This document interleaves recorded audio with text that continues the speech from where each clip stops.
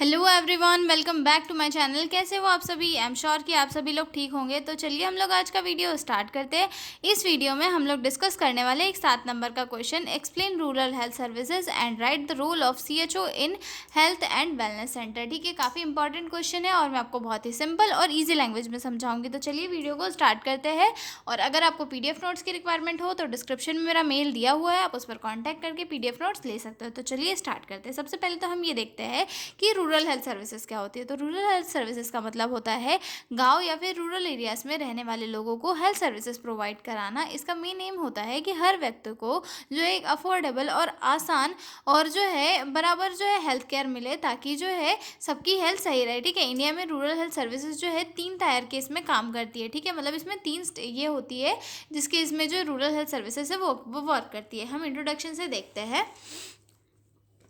Rural health services in India are organized to provide accessible, affordable and equitable health care to people living in rural areas. Rural health services क्या है? India के अंदर ऐसी organisations होती है, मतलब एक ऐसी सर्विसेज होती है जिन्हें ऑर्गेनाइज किया गया है कि वो रूरल पब्लिक यानी कि गांव के लोगों के बीच में दी जा सके। और ये जो सर्विसेज है ये अफोर्डेबल हो और जो है हर कोई जो है इस सर्विसेज को ले सके, और साथ में जो है लोगों को बिना डिस्क्रिमिनेशन के हेल्थ सर्विसेज मिल सके। जो लोग रूरल एरियाज में रह रहे हैं सभी को जो है ये सर्विसेज मिल सके। ठीक है, these services are delivered through 3 tier system under the public health infrastructure. और ये जो सर्विसेज है 3 टायर सिस्टम के इसमें जो है दी जाती है। मतलब इसमें जो है 3 स्टेप्स होते हैं, या फिर हम बोल सकते हैं 3 टायर सिस्टम होता है जिसके अकॉर्डिंग जो है हेल्थ सर्विसेज दी जाती है। जिसमें पहला आता है सब सेंटर, दूसरा आता है प्राइमरी हेल्थ सेंटर और तीसरा आता है कम्युनिटी हेल्थ सेंटर। हम एक एक रूरल हेल्थ सिस्टम को जो है आगे डिटेल में देखेंगे। ठीक है, जिसमें सबसे पहला आता है हमारा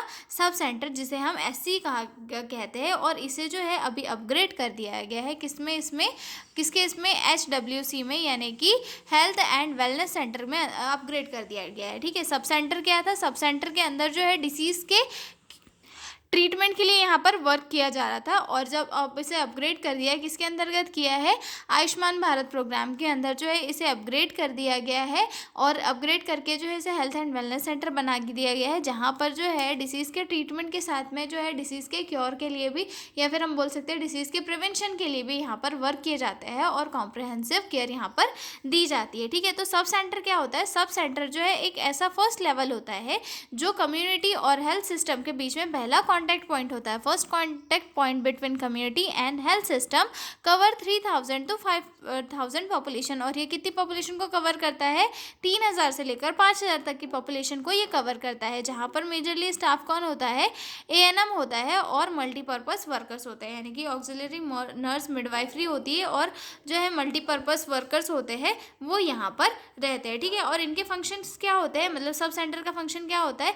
maternal and child health services MCH services यहाँ पर प्रोवाइड की जाती है, साथ में इम्यूनाइजेशन किया जाता है, फैमिली प्लानिंग जो है कि सर्विसेज दी जाती है। ठीक है, बेसिक ट्रीटमेंट और फर्स्ट एड दिया जाता है, और लोगों को जो है हेल्थ एजुकेशन दिया जाता है, ताकि जो है वो डिसीज़ का ट्रीटमेंट करवाए, स्क्रीनिंग करवाए, और डिसीज़ का ट्रीटमेंट कराने के साथ साथ जो है हाइजीन मेंटेन करे और प्रॉपर सैनिटेशन मेंटेन करके रहे, ताकि जो है डिसीज़ फर्दर स्प्रेड ना हो सके। ठीक है, तो ये हो गए हमारे सब सेंटर। सब सेंटर के बाद में आते हैं हमारे primary health centre. Primary health centre यानी कि हम इसे जो है PHC भी कहते हैं। ठीक है, सॉरी, PHC भी हम इसे कहते हैं। ठीक है, PHC जो है फर्स्ट रेफरल यूनिट होती है। ठीक है, फर्स्ट रेफरल यूनिट होती है, मतलब SC जो होता है सबसे बेसिक हो गया, SC से बड़ा जो होता है PHC होता है, या फिर हम इसे जो है प्राइमरी हेल्थ सेंटर भी कहते हैं। ठीक है, थोड़ा सा बड़ा centre, act as referral unit for 6 sub centre. और इसके अंदर कितने सब सेंटर्स आते हैं? 6 सब सेंटर्स आते हैं, और ये जो एक रेफरल यूनिट के जैसे काम करती है। किसके लिए?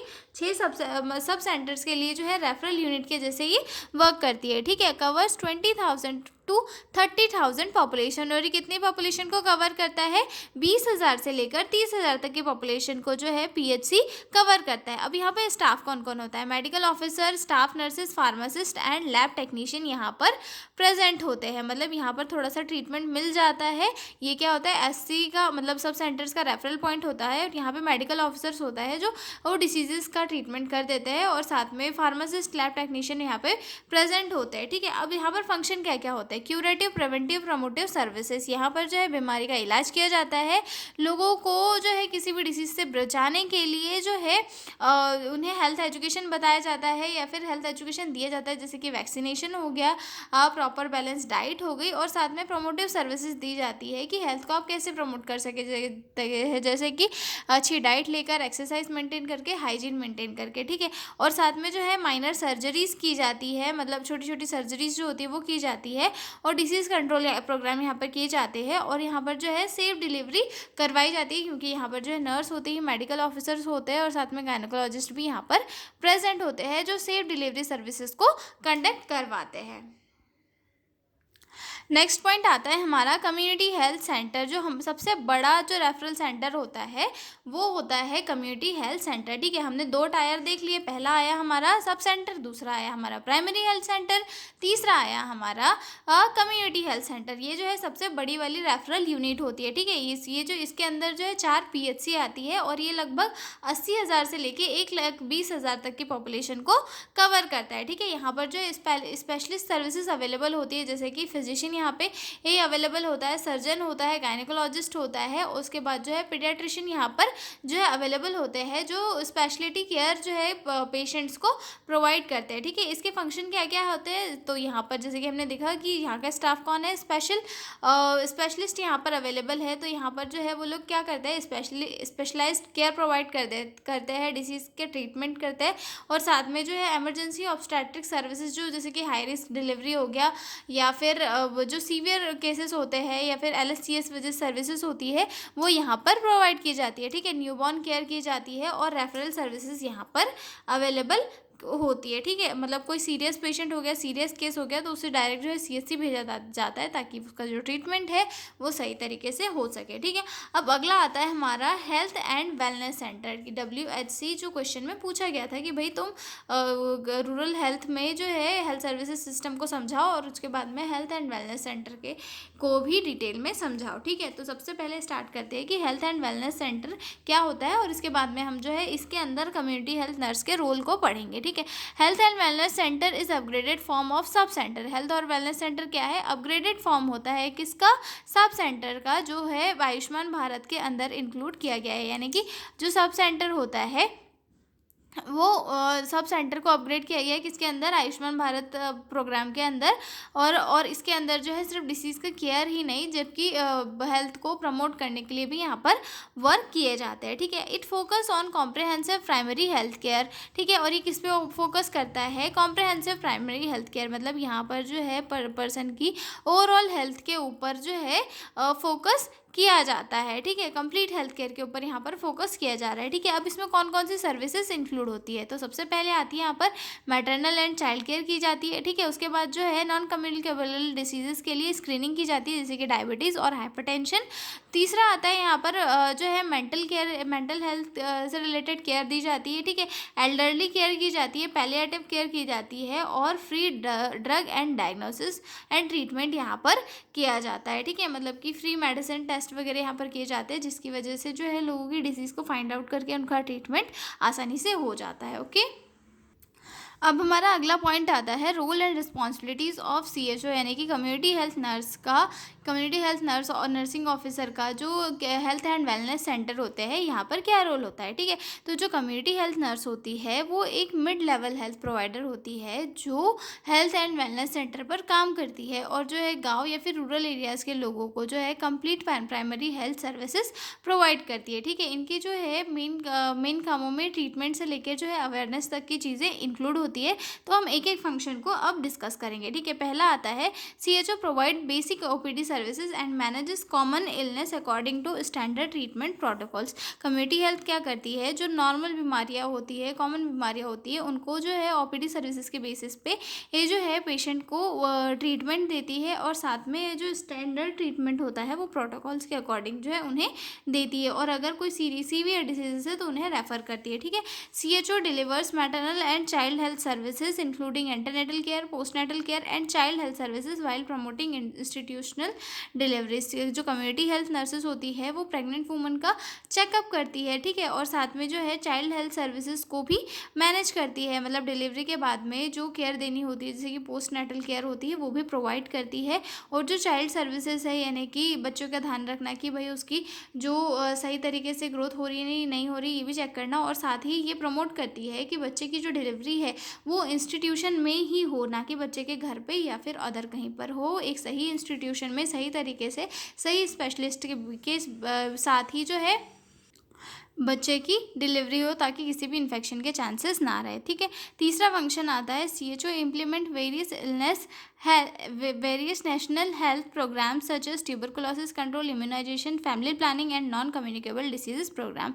CHO क्या करती है, गवर्नमेंट के द्वारा जो प्रोग्राम्स चलाए जाते हैं जैसे कि ट्यूबरकुलोसिस कंट्रोल हो गया या फिर इम्यूनाइजेशन वैक्सीनेशन हो गया या फिर जो फैमिली प्लानिंग प्रोग्राम्स होते हैं उनको इम्प्लीमेंट करने का काम करती है। मतलब जो जैसे ही गवर्नमेंट की तरफ से कोई डायरेक्शन आते हैं तो वो क्या करती है, CHO क्या होती है, पूरी कम्युनिटी में इसे इम्प्लीमेंट करने का काम करती है, ठीक है। उसके बाद आता है चौथा role, CHO conduct screening for non communicable diseases like hypertension, diabetes and common cancer such as breast, cervical और ओरल कैंसर। जो कम्युनिटी हेल्थ नर्स होती है वो स्क्रीनिंग कंडक्ट कराती है नॉन कम्युनिकेबल डिसीजेस के लिए, जैसे कि हाइपरटेंशन हो गया, डायबिटीज़ हो गया और कैंसर हो गया। मतलब कुछ कुछ फीमेल्स होती है उन्हें सेल्फ ब्रेस्ट एग्जामिनेशन समझाती है कि भाई ब्रेस्ट में कोई लंप ना हो, कोई स्वेलिंग ना हो, कोई डिस्चार्ज अगर हो रहा है तो वो आप हमें बताओ। मतलब सारी चीज़ें जो है कम्युनिटी हेल्थ नर्स जो है लोगों को समझाती है ताकि डिसीज़ का पहले ही आइडेंटिफिकेशन हो जाए और ट्रीटमेंट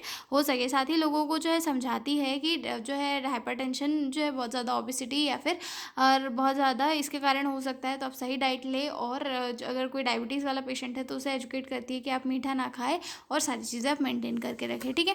पांचवा वर्क आता है CHO promote health education and awareness by encouraging healthy lifestyle practices, proper nutrition, hygiene and sanitation. जो कम्युनिटी हेल्थ नर्स होती है, कम्युनिटी हेल्थ नर्स जो है हेल्थ एजुकेशन को प्रमोट करती है और साथ में जो है लोगों को अवेयर करती है कि वो एक हेल्थी लाइफस्टाइल प्रैक्टिसेस को अपनाएं और साथ में जो है प्रॉपर न्यूट्रिशन और हाइजीन मेंटेन और सैनिटेशन के साथ रहे, ताकि कोई भी जो सीवियर डिसीजेस है उनके अंदर डेवलप ना हो और वो इन्फेक्शन से बचे रहे। और साथ में जो है उन्हें ये बेनिफिट भी बताती है कि आप अगर अच्छी हेल्थ को मेंटेन करके रखते हो तो इससे आपको क्या क्या बेनिफिट होता है। पहले तो आपको जो है आपकी हेल्थ अच्छी रहती है, दूसरी चीज़ आपको ये कि आपको कोई भी जो है इकोनॉमिकल बर्डन नहीं उठाना पड़ता, क्योंकि अगर कोई डिसीज़ हो रही है तो उसका ट्रीटमेंट करने में बहुत ज़्यादा पैसे वैसे लग जाते हैं।